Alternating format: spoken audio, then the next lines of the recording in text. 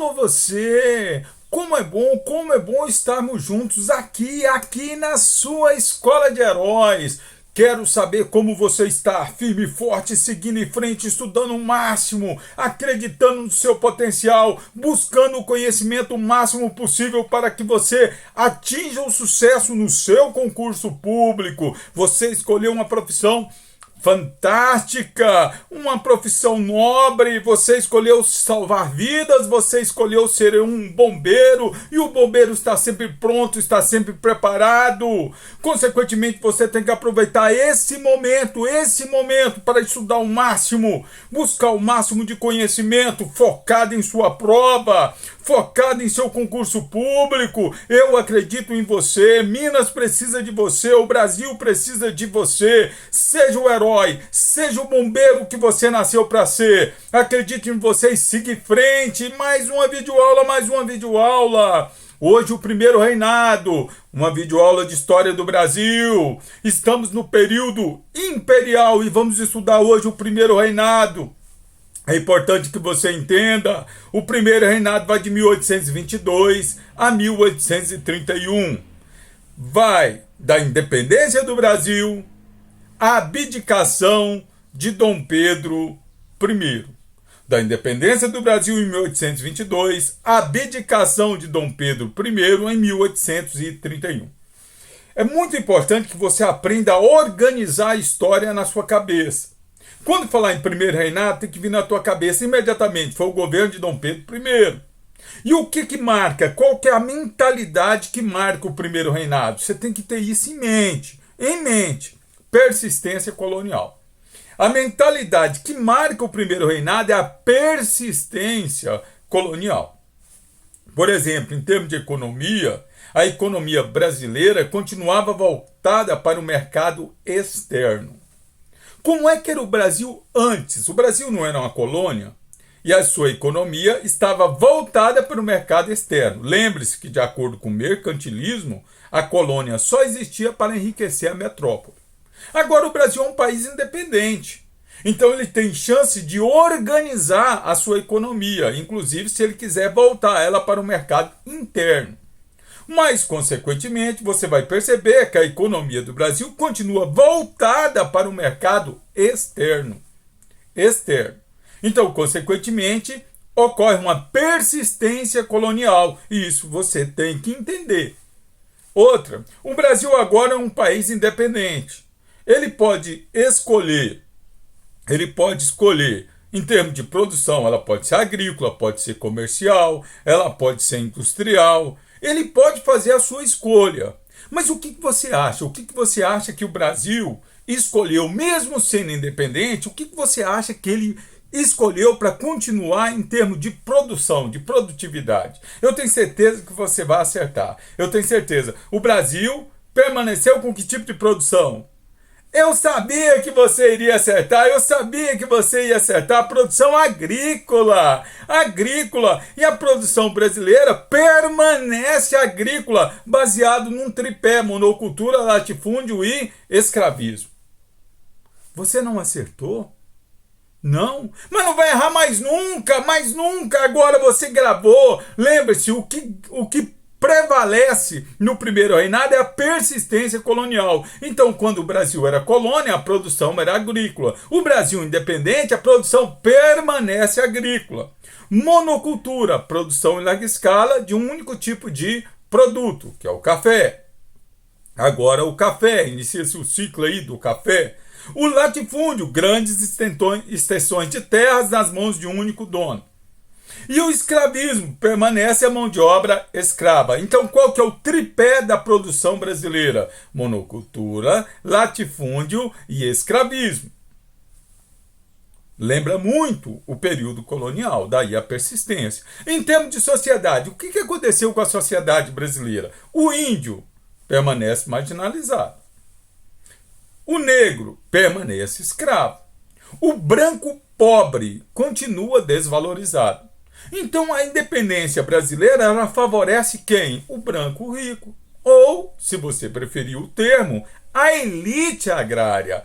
A elite agrária. A independência brasileira favoreceu a elite agrária, que agora possui maior liberdade econômica para comercializar com vários países e possui uma maior autonomia política para criar as suas próprias leis. Então, em termos de sociedade, se você pegar a sociedade brasileira no primeiro reinado, você vai ver que, de certa forma, quem se beneficia? O branco rico, ou a elite o quê? Agrária. O índio, o negro e o branco pobre não altera muito a sua condição. Tem que ter isso em mente. Em termos de valorização cultural, prevalece uma valorização estrangeira. Os produtos ingleses continuam sendo consumidos aqui no Brasil. E o estilo de vida francês é muito copiado. Francês e português. Então, consequentemente, uma valorização da cultura estrangeira. O que isso indica? Isso indica que falta uma identidade nacional. O Brasil, não foi porque o Brasil se tornou independente que da noite por dia ele criou uma identidade nacional. Ainda falta a criação dessa identidade nacional para interligar toda a nação brasileira. E isso você tem que ter em mente. Agora, nem mesmo o grito do Ipiranga é capaz de organizar um país. Para que se organize um país, você tem que ter um conjunto de leis. E nós sabemos que a lei máxima de um país é uma Constituição. Então, consequentemente, a organização política brasileira ali dentro do primeiro reinado, em 1822, é instalada a Assembleia Constituinte. Ela é instalada. Essa Assembleia Constituinte elabora uma Constituição que, de certa forma, Dom Pedro I viu e achou que os seus poderes foram diminuídos. Então, ela é instalada em 1822, mas em 1823 ela é dissolvida. Nomeia-se uma nova comissão e em 1824 é elaborada uma nova Constituição, que é a chamada Constituição Outorgada. Em 1824, a primeira Constituição do Brasil, ela é outorgada. O que significa imposta? Isso significa que ela foi imposta e ela vai vir com quantos poderes? 4 poderes. Então, consequentemente, a primeira Constituição do Brasil é de 1824 e lembre-se na hora de sua prova, ela foi outorgada, ela foi imposta. Com quantos poderes? 4 poderes. O poder moderador, que é um poder de exclusividade do imperador, nomeia o poder executivo, legislativo e o judiciário.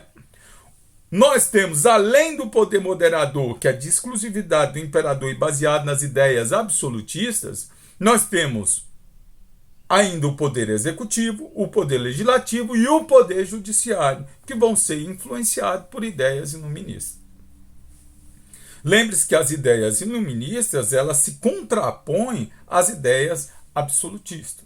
Então, consequentemente, tem que ocorrer o predomínio de uma sobre a outra. Nesse caso, o poder moderador se sobrepõe ao poder executivo, legislativo e judiciário. É importante que você entenda que todos os outros países daqui da América, eles conseguiram a sua independência e implantaram uma república presidencialista com 3 poderes. No caso brasileiro, o Brasil criou uma monarquia e colocou quantos poderes? 4. Para não falar que era uma monarquia absolutista, colocou os outros 3 poderes, o executivo, o legislativo e o judiciário. Mas no fundo, o poder moderador produzia a centralização do poder político nas mãos de Dom Pedro I. A centralização do poder político nas mãos de Dom Pedro I na cidade do Rio de Janeiro. Lembre-se que a Constituição de 1824, ela é de 25 de março de 1824, 25 de março de 1824, e ela foi outorgada. E ela centraliza o poder. Então, essa Constituição, ela vai ajudar que ocorra revolta separatista durante o primeiro reinado. Revolta separatista. Perceba, o Brasil acabou de se tornar independente e vai ter revolta separatista. Duas grandes revoltas é importante para o dia da sua prova. A Confederação do Equador, ela fica ao norte, a Confederação do Equador, ela está ao norte. Líderes Frei Caneca e Cipriano Barata, então é importante ter os nomes para na hora de gabaritar as questões. Províncias, Ceará, Rio Grande do Norte, Paraíba, Pernambuco. Então, essa região queria se separar do Brasil. Dom Pedro não aceita, contrata mercenários e sufoca o movimento, não permitindo que essa região, que naquela época, no mapa do Brasil se falava em norte, hoje a gente fala em nordeste, naquela época a gente falava em norte. Então, consequentemente, ele não permite a separação, mas o Brasil já entra em crise. Mal conseguiu sua independência e já está em conflito interno, está em revoltas internas e consequentemente, tem gastos econômicos. Se Dom Pedro conseguiu sufocar a revolta da região norte, o que hoje nós chamamos de nordeste, ocorre no extremo sul a Guerra da Cisplatina, agora no sul do país, a Guerra da Cisplatina. Lá na província da Cisplatina, onde hoje ali é o Uruguai.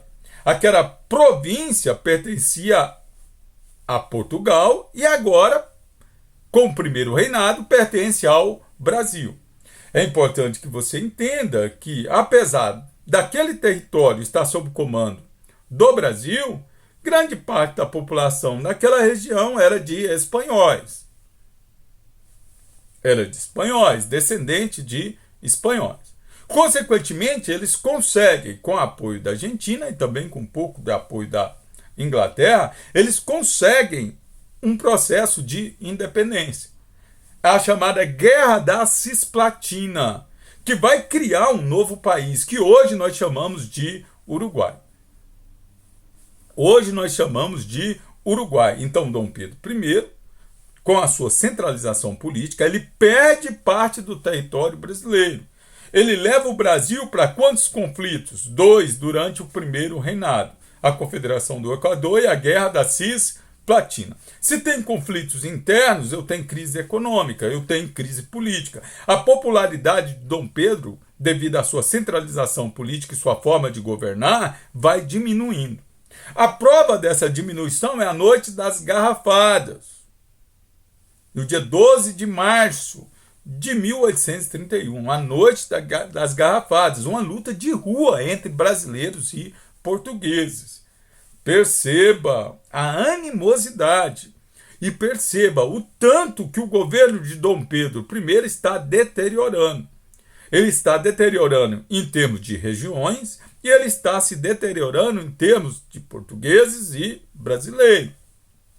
É muito importante. E diante dessas inúmeras tensões políticas, Dom Pedro I não vê saída. Ele não vê saída, ele não consegue enxergar saída. E, consequentemente, ele acaba abdicando o trono em favor do seu filho, Dom Pedro II. Ocorre a abdicação do trono no dia 7 de abril de 1831.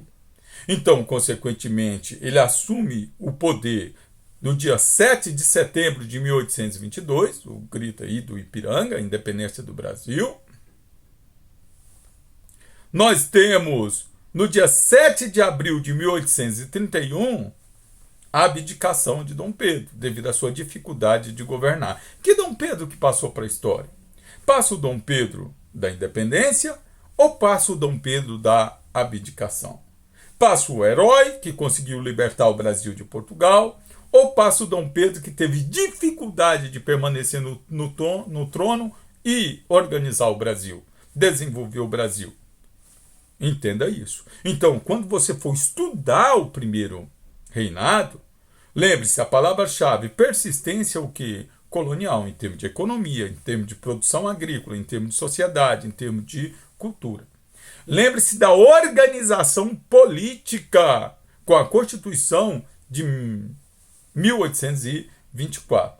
Quantos poderes? 4 poderes. Poder moderador, executivo, legislativo e judiciário. Das revoltas separatistas, a Confederação do Equador ao norte e a Guerra da Cisplatina ao sul. E, consequentemente, com a crise política, a noite das garrafadas e a abdicação de Dom Pedro que primeiro. Estude, eu acredito em você e até a próxima videoaula!